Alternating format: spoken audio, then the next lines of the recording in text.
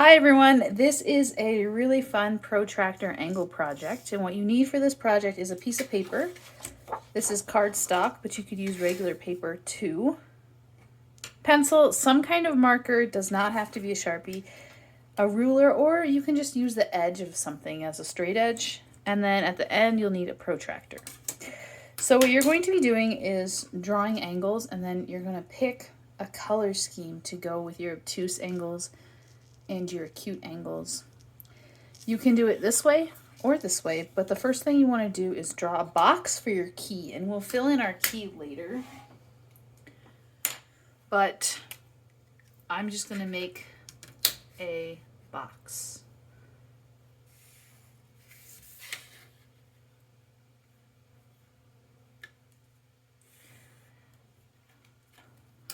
Then you're just going to draw lines, and you're going to draw intersecting lines, and they can be parallel or not parallel. They can be perpendicular intersecting or just regular intersecting lines. And I like kind of making it look like geometric patterns and just seeing where the lines intersect and seeing what we end up with.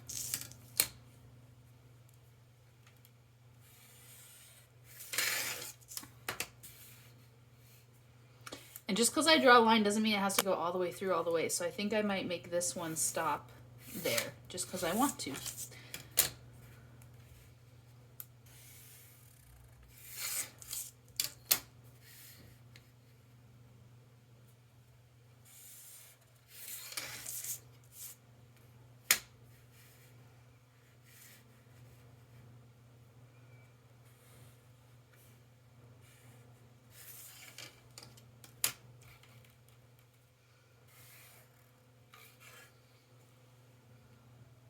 Something I'm doing that I really like the way it looks is I'm drawing some lines that just cut through one shape and don't go all the way through.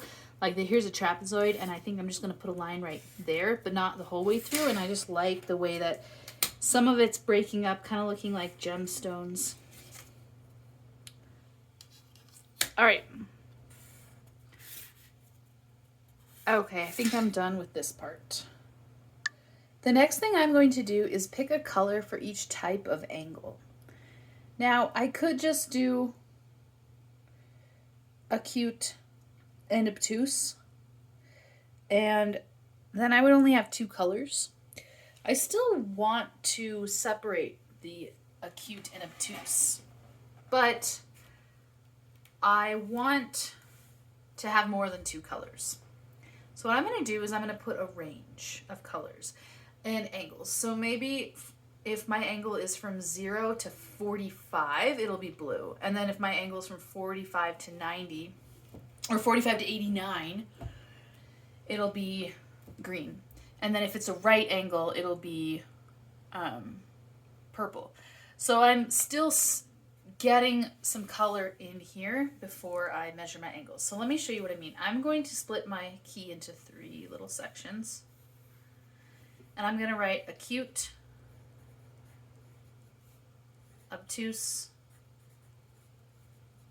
and right. And I know there are straight lines, but unless I place a vertex on a straight line, there aren't really straight angles here. Like if I wanted to put a vertex here, I could call this a straight angle, but instead I'm going to focus on this angle and that angle, so I'm not really worried about straight angles. So I still want to differentiate between acute, obtuse, and right angles here, but then I'm going to pick some colors. Now, I want to pick the kind of total amount of colors that I want to have here, so I could say like 0 to 30 or 0 to 45, just depends on how many I want. So I'm going to say from 0 to 30 degrees will be one color. Maybe 30 to 60 be another color. I think the more colors I use, the more I'm going to like it. And then 61 to 89, because once I get to 90, that's a right angle. And then right angles, I'll pick a color for that. And then, let me change this to 31 to 60. Now I'll come over here and pick my obtuse angles. So that's from 91 to 180. So if I'm counting by 30s, right, then I would go more or less 91 to 120. Pick a color for that. 121 to 150. 151. I'll say 151 to 180 because I don't think I have any 180s that I'll be marking, but that's okay.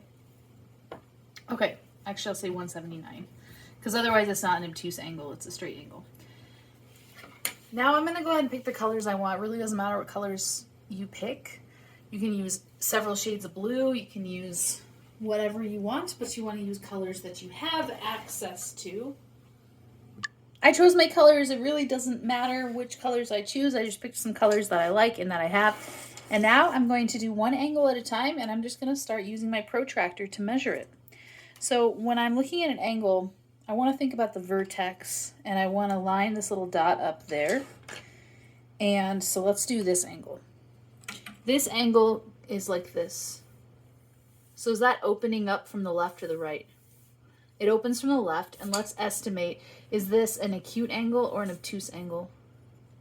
This is acute, it's less than 90. 90 would be if I took this line and then went straight up like that. This is acute. So I'm gonna go ahead and line this up.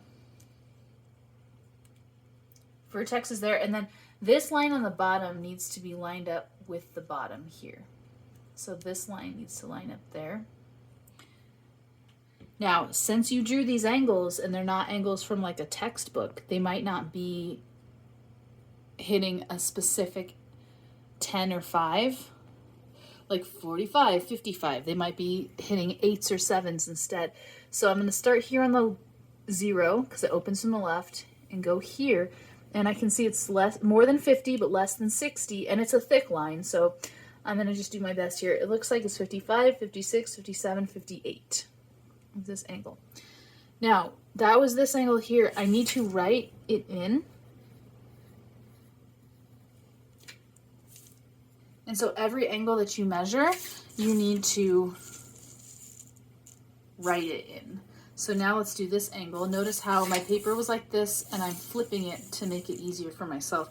So I'll line my bottom up with this, the center here, and then the angle's going out like that. So take a look at this angle. Does it open from the left or the right? If it's a book opening, it opened from the left. And is it acute or obtuse? It is obtuse. So I'm going to line this up here. So do you notice right there that's not lined up? Do you see that? This line here needs to be lined up. Now it's lined up. And then it opened on the left, so 0 over here. It needs to start at 0. So I'm using the outer track for this one. And it landed here. Right there. Let me go ahead and zoom in. See if I can go any further. I think I'm as zoomed as I can go. What does that angle seem to be? It's more than 120, less than 130. Here's 125, 126, 127, 128. Maybe 129. This is a thick line with my Sharpie. So if it's not, if it's in the middle of 2, that's okay. We'll say 128. So then I have to remember which one it was, too. 128. And I'm just going to go around like that and measure all of my angles. And I'll be flipping my paper around as I go. 85. You can color as you go. I find it more relaxing to do all the angle measurement first and then just to go back and color. I want to show you something really interesting. Look at these angles here. This angle and this angle are across from each other. This angle and this angle are across from each other. When angles are across from each other, they're called vertical angles, and they have the same measurement. So if you have a place where they cross perfectly, the 2 across here will be the same, and the 2 across here will be the same. You can also use addition and subtraction. So if I cover this, 128 plus 52 equals 180, and it should because that's a straight line. Let me show you another trick. A triangle has a total of 180 degrees inside of it. So if this one's 42 and that one's 48, this one is whatever else I need to get to 180. So 48 plus 2 is 50, plus 4 is 90. 180 minus 90 is 90, which means this must be a right angle because all of the angles of a triangle equal 180. So you can use multiplication and subtraction to help you as well. Here's another vertical angle situation. So I have intersecting lines that are making like an X here. So I measured 87 and 93. I checked that those equal 180 because this is a straight line. And then the opposite will be the same. So 87 here, so then 87 here, 93 here, and then 93 here. This does not work like over here.